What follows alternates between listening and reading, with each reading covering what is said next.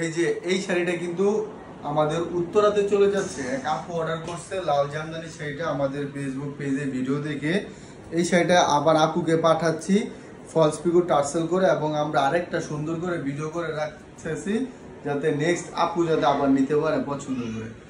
এই যে দেখেন শাড়ির আঁচলটা থাকবে খুবই সুন্দর, এবং শাড়ির পাটটাও থাকবে খুব সুন্দর, আঁচলটা থাকবে খুব সুন্দর, এবং শাড়িতে টার্সেল লাগাই নিছে, তার মানে শাড়িটা আরো বেশি সুন্দর হয়ে গেছে। আর পুজো বাদে লাল শাড়ির কদর কিন্তু সব সময় থাকে।